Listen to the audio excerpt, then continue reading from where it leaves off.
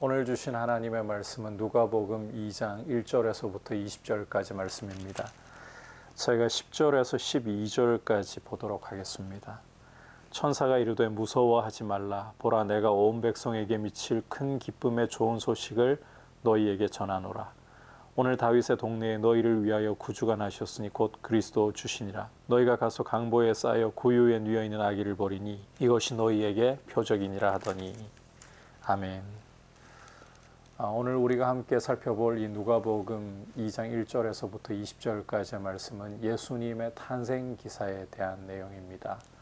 이 탄생 기사를 배경부터 좀 살펴보면 1절, 2절에서 그때 가이사 아구스토가 영을 내려 천하로 다 호적하라 하였으니 이 호적은 구레뇨가 수리아 총독이 되었을 때에 처음 한 것이라. 자, 로마 황제인 아구스토가 이 로마 제국 전역에 호적에 대한 명령을 내리고 있죠. 호적하라고 명령을 내리고 있습니다. 이 근본 목적은 세금을 걷어들이기 위한 거예요.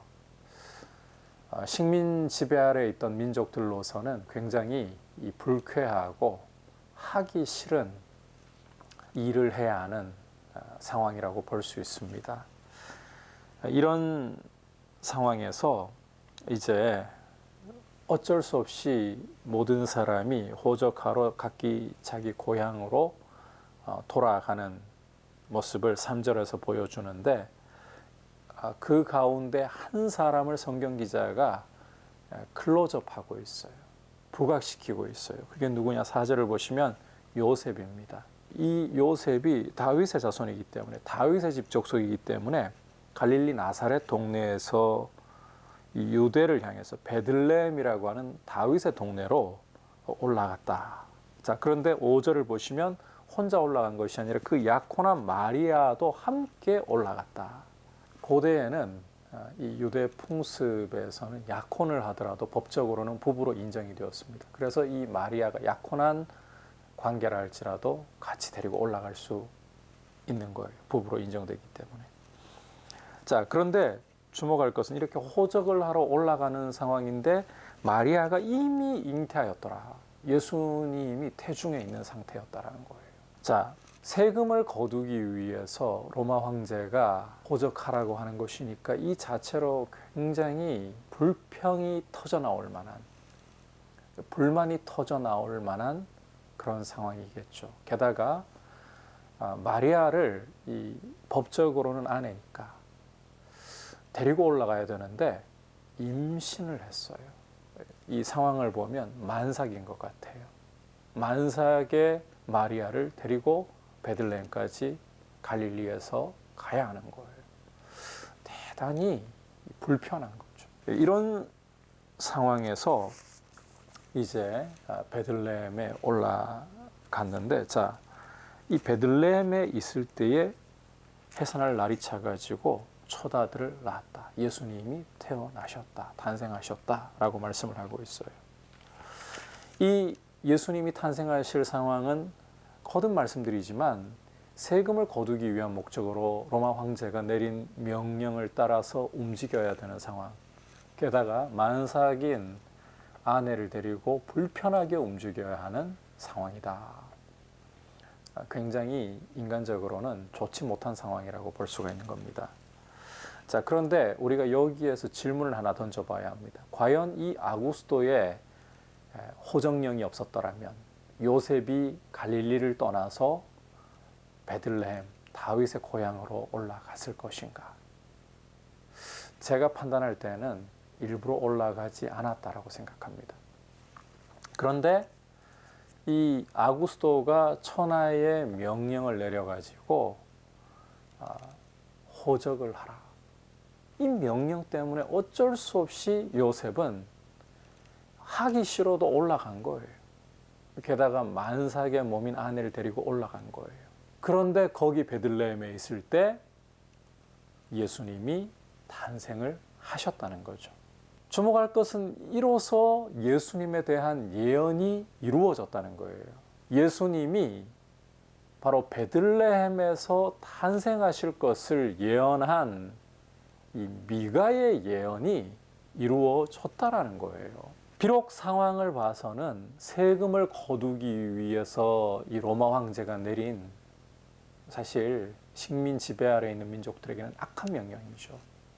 게다가 만삭의 몸인 아내를 이끌고 가야 하는 불편한 상황. 그런데 이 모든 일이 하나님의 손 안에서 다스려지고 통제가 되어서 예수님이 베들레헴에서 나실 것이라고 말씀하는 미가 선지자의 예언이 그대로 이루어졌다는 거예요. 이걸 보면 우리 인생에 참 우리 뜻대로 되지 않고 불평이 터져 나올 만한 굉장히 불편한 상황이라 할지라도 그런 상황마저도 하나님의 손 안에 있어서 하나님의 뜻이 이루어질 수 있다라는 것을 이 예수님의 탄생 기사 속에서 볼 수가 있는 겁니다. 아구스도가 그냥 자기 뜻대로 자기 욕심대로 명을 내렸지만 이마저도 하나님의 손 안에 있었다. 예수님의 이 베들레헴 탄생을 이루시기 위한 하나님의 그런 통치 안에 있었다. 이걸 본다면 악인들이 때로는 잘 되고 그 뜻대로 세상 가운데에서 성공하고 그 뜻을 펼쳐나가는 것 같아도 또 상황이 우리의 뜻대로 되지 않고 불편하게 불평이 터져나올 모습으로 흘러가는 것 같아도 결국은 하나님의 뜻이 이루어진다. 성도는 이 사실을 볼 줄 알아야 되는 것입니다. 이렇게 눈을 열어서 하나님의 일하심을 볼 수 있도록 은혜 주시기를 바랍니다. 계속해서 이제 이어지는 말씀을 보면 이제 예수님이 탄생하셨습니다. 하지만 예수님이 탄생하신 것을 아무도 몰라요. 누구도 몰라요. 그런 상황에서 시선이 이제 그 지역에 있던 목자들에게로 옮겨가고 있죠. 이 목자들은 밤에 밖에서 자기 양떼를 지키고 있었습니다. 그런데 갑자기 주의 사자가 천사가 곁에 선 거예요. 그리고 주의 영광이 그들을 두루 비춘 거예요. 목자들이 크게 두려워했죠. 그런데 천사가 뭐라고 하느냐. 무서워하지 말라. 보라, 내가 온 백성에게 미칠 큰 기쁨의 좋은 소식을 너희에게 전한다. 자, 여기 표현을 보면 온 백성에게 미칠 큰 기쁨의 좋은 소식을 너희에게 전한다. 자, 그렇다면 이 온 백성에게 미칠 큰 기쁨의 좋은 소식이란 무엇이냐? 11절, 오늘 다윗의 동네에 너희를 위하여 구주가 나셨다. 구주가 나신 것이야말로 큰 기쁨의 좋은 소식, 온 백성에게 미칠 큰 기쁨의 좋은 소식이라는 거예요. 로마로부터 해방되었다. 너희가 경제적인 풍요로움을 얻게 되었다. 이게 아니라 구주가 나셨다. 그리스도 주께서 나셨다. 예수께서 나셨다. 이게 큰 기쁨의 좋은 소식이라는 것입니다. 우리에게 무엇이 정말 복된 소식이냐? 코로나가 당장 끝나고 경제 회복이 이루어지고 우리가 원하는 바들이 이루어지고 그것도 좋은 소식이 될 수 있겠죠. 우리 개인적인 입장에서 본다면. 하지만 진정한 복된 소식은 예수 그리스도시다. 이 점을 우리가 좀 기억을 했으면 좋겠습니다. 그리고 이 목자들에게 이 온 백성에게 미칠 큰 기쁨의 좋은 소식에 대해서 한 가지 중요한 사실을 알려주는데 12절을 보시면 너희가 가서 강보에 쌓여 구유에 누워있는 아기를 보리니 이것이 너희에게 표적이니라. 자, 예수 그리스도야말로 온 백성에게 미칠 큰 기쁨의 좋은 소식이라고 하셨잖아요. 자, 만약 예수님이 왕으로 나셨기 때문에 왕궁에서 나셨다. 그런다면 목자들이 다가갈 수나 있었을까요? 아마도 왕궁 문 입구에 가서 바로 문전박대 당할 수밖에 없겠죠. 그들은 예수님을 볼 수조차 없을 겁니다. 그런데 이 가장 천하고 가난한 목자들에게 가장 익숙한 게 무엇이냐? 구유예요. 강보에 쌓여가지고 여과 안에 자리가 없어서 강보에 쌓여가지고 구유에 누이신 아기. 가장 천한 목자라도 다가갈 수 있는 거예요. 이 구유의 강보에 쌓여서 구유에 누이신 이 아기야말로 표적이 된다는 것입니다. 무슨 표적? 온 백성에게. 문자 그대로 온 백성에게. 높은 사람들만, 가진 사람들만 다가갈 수 있는 분이 아니라 신분의 이 귀천이 없이 누구나, 이 소유의 차별이 없이 누구나 다가갈 수 있는, 강보의 사에서 구유에 누워 계신다는 게 그런 의미인 거예요. 목자들도 다가갈 수 있는, 가장 가난한 천한 사람들도 다가갈 수 있는 그분이 바로 예수 그리스도시다. 예수 그리스도는 있는 사람에게, 가진 사람에게만 복된 소식이 아니라 모든 사람에게 주시는 복된 소식이다. 이 소식을 전하면서 이제 수많은 천군이 나타나서는 하나님을 찬송하죠. 지극히 높은 곳에서는 하나님께 영광이요, 땅에서는 하나님이 기뻐하신 사람들 중에 평화롭다. 그리고는 천사들이 떠나 하늘로 올라가고, 이제 목자가 이 보고 들은 것을 가지고서 달려가서 마리아와 요셉과 구유에 누워 있는 아기를 찾아가지고는 이 자신들이 보고 들었던 것을 증언하죠. 그리고는 이제 돌아가면서 하나님께 영광을 돌리고 찬송하는 모습을 볼 수가 있습니다. 예수 그리스도께서 진정한 복된 소식이십니다.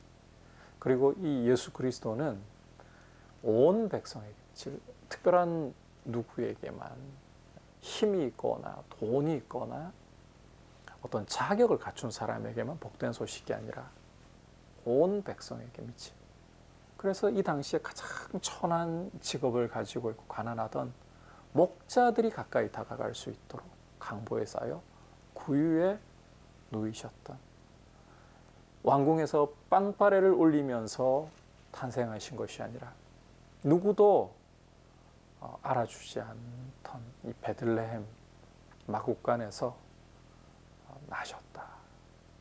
그래서 누구나 다가갈 수 있는 분이다. 누구나 아무리 천할지라도, 아무리 가진 것이 없을지라도 가까이 나아가서 이 복된 소식을 누릴 수 있다. 하나님이 기뻐하시고 믿음 가운데 있는 사람이라면 누구나 누릴 수 있다라는 것입니다. 예수 그리스도께서 우리의 복된 소식이 되신다는 사실을 굳게 붙들고, 또 예수 그리스도 앞에 나가지 못할 사람은 아무도 없습니다. 예수 그리스도를 믿음으로 받아들이기만 하면 누구나 그분의 축복을 누릴 수가 있습니다. 이 사실을 이 말씀을 통해 굳게 붙들고 우리의 복된 소식이신 예수 그리스도를 믿음으로 바라보고 믿음으로 의지할 수 있기를 축복합니다. 이제 말씀을 생각하면서 함께 기도하기를 원합니다. 우리의 상황과 우리의 처지가 불평이 나오고 또 우리에게는 괴로운 것처럼 보여도 이 모든 것이 하나님의 주권 아래서 하나님의 뜻을 이루는데 쓰이고 있다. 이 믿음으로 우리가 담대하게 서 있게 해달라고, 그리고 아울러 우리에게 참된 기쁨의 좋은 소식은 예수 그리스도이시고 누구나 차별 없이 믿음으로 나아가서 그 축복을 누릴 수 있다는 것을 기억하고 그리스도 안에서 감사할 수 있도록, 그리스도를 굳게 믿음으로 의지할 수 있도록 은혜를 달라고 같이 기도하겠습니다. 하나님 아버지, 오늘 말씀을 통해서 우리가 참 불평하고 원망할 상황마저도 악인이 그 뜻대로 권세를 떨치는 상황이라 해도 어떤 상황에서도 하나님의 주권과 통치를 벗어나는 것이 없이 하나님의 뜻을 이루고야 만다는 것을 보았습니다. 주님, 그러므로 우리의 상황을 불평하고 원망하고 낙심하기보다 믿음으로 하나님 아버지를 바라보며 모든 것 위에 계시는 하나님께 영광을 돌릴 수 있도록 은혜를 주시고, 또 아버지 예수 그리스도야말로 온 백성에게 미칠 큰 기쁨의 좋은 소식 되심을 저희가 바라보고, 또 가진 자들이나 힘이 있는 자들이 이 예수님을 누리는 것이 아니라 가장 낮고 천한 자리에 있다 할지라도, 가진 것이 없다 할지라도 예수 그리스도를 믿음으로 바라보기만 하면 그 축복을 누린다는 사실을 우리가 보면서 예수 그리스도를 믿고 그 은혜 안에 굳게 서 있도록 도와주시옵소서. 예수님의 이름으로 기도드립니다. 아멘.